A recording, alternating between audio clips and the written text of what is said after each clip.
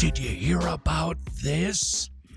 This is Wretched Radio. Perhaps you haven't been before. That's right. It's a verb. That's never happened to you orally, but perhaps visually. Media outlets encourage you to set your eyes on a story that they believe that you need to hear. Should we?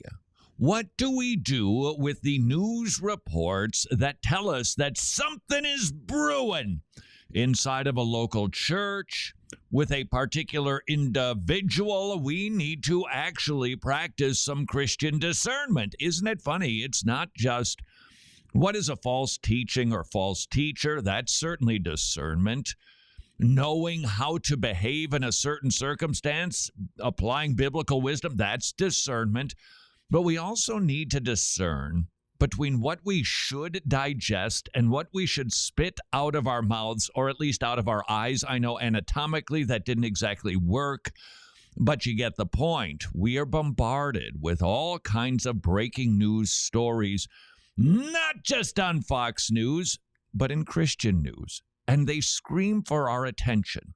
And they have a tendency to tickle our ears, but I would like to suggest there are just some times we got to say, no, thank you, not interested, not my business, not now. This tends to be a category that many of us conservative biblicists struggle with, don't we? For instance, we see a story breaking in the news about perhaps a high-profile Christian, and we want to render a verdict now. And I got to put him in this camp immediately. Might I suggest to you there might be a different category, a different column into which we put particular people? You got yourself a known false teacher. Well, that's the camp that they are placed in because that's the camp that they live in. And then, of course, you've got some people who demonstrate they used to be a decent teacher, but now they're espousing heresy. Well, that's pretty easy to deal with. But what about those who are orthodox but are kind of getting a little kind of wonky? What do we do with them? I think what we do with them is put them in a column that is difficult for me, perhaps for you. Wait and see. Just going to wait and just got to give this time. I don't have to render a verdict, a judgment on what a church is doing, what a pastor is teaching. I could just let it sit in a little bit of theological limbo, if you will. I don't have to definitively determine where the person is at because the story is progressing and the amount of information that you and I receive is really limited. So might I encourage us to perhaps stretch a little bit and recognize that we can have a Galatians, I think it's chapter 4 column, when Paul says to the Galatians, now please remember what the Galatians were doing. They were dabbling with rank heresy. It was being introduced into their church. And it was reported to Paul that some of the Galatians are buying a works-based program. It was circumcision. That the Judaizers said, hey, you still need to be circumcised or you can't be a member of God's family. And Paul obviously denounced that, calling it anathema, and those who partake in it, anathema. So the false teachers, he said, you're anathema, because they were spouting the false teaching. But to the church itself, while he certainly had a strong rebuke for them, he also said, I'm concerned about you. He said, if you go for it, you will be cut off. I think there was a pun intended. This is going to be the end of your walk with Christ because you're going to reveal that you don't have a walk with Christ because you are making faith nothing as soon as you add works. And yet it seems he was also saying, I'm concerned about you. I'm concerned. Did he render a full-blown church discipline edict? He didn't. Further, he didn't tell some people to just leave the church and move on to go another place. He exercised some pastoral wisdom, giving it a little time. This is not to suggest for a second that we lower our guard or our standard of theology. Of course we don't. But perhaps we need to become comfortable with a position of wait and see because we just don't know at this point.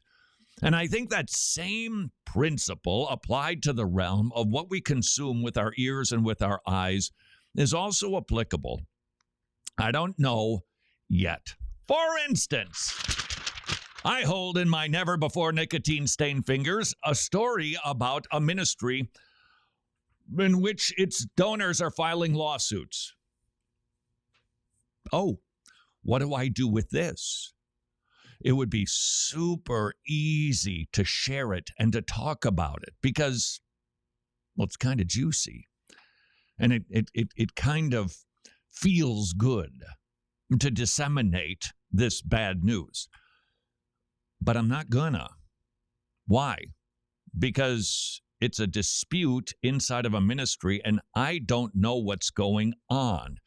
And I'm simply going to wait. It must be adjudicated before you and I can jump in and go, yep, see, there it is. Knew it all along about that ministry.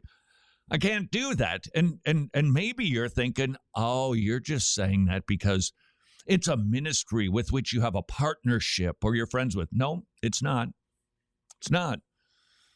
But it's not my place to take what is going on in an unsettled dispute, render a verdict, and just pass it along. I fear that we have a tendency, forget the plural we. I have a tendency to hear a story and like to share it because why? Why? Why do I need to share that story? I wonder if it isn't because I have a propensity to, here it comes, tale bear. Gossip. Look, this is an unknown story. And I would no doubt shade it a particular way if I shared it, because I do have feelings on it. But I wonder how much of these disseminating of news stories, passing along of articles that we have a tendency to do are nothing but gossip. And we're participating in sharing something that doesn't build up, but actually tears down. Story number 2. This is the story of a pastor who historically has shown himself to have bad behavior. And there are reports that this fellow is once again exhibiting those bad characteristics. Is he? And the answer is, I don't know. Who's reporting on this one? Okay, this is Christian Post. I see it every single day. Get lots of stories from Christian Post. But this is an accusation made by a local church member against a pastor of whom I think it's safe to say you wouldn't call me a fan. Making an accusation, and I could go, yeah, I knew it. See? That's the braha. See, this is... Would there be a time for that? Yep, there would. Once it's been proven to be true. Once I know, and I feel like I can say something that is helpful to the conversation, that encourages the body, then yep, I most certainly can. But for the time being, I need to sit in the camp of, I just gotta wait. No, I don't like it. Because I just have a knee-jerk reaction to everything. Do you? Where you see the story and, yeah, this is the way it is. Well, I don't always know. And sometimes I have to wait. And that is one of the angles of the art of biblical discernment. Knowing when to talk and when not to talk. You could also call it discretion. Why? Consider 1 Corinthians 14 and what Paul is driving at. I think there are several things, but for our instance, he's driving at what spiritual gifts are all about. They're for the edification of the body. We're to be edifying the body. And when I'm participating potentially in tale-bearing or disseminating information that just isn't accurate yet, then I'm violating the point that Paul is trying to make in 1 Corinthians 14.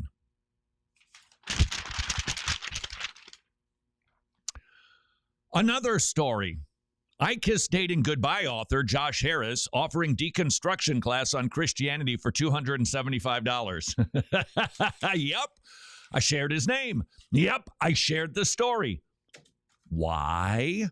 Because it's a public news story. He has posted it himself. I know it to be true.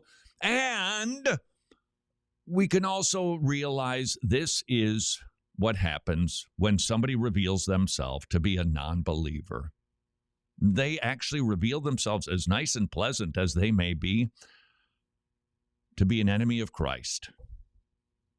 And you and I can learn about stories like that so that we can take heed lest we fall. But I am not going to share an unsubstantiated story, which would be participating in nothing but tale-bearing. This is Wretched Radio. Good evening, my fellow totally depraved Americans.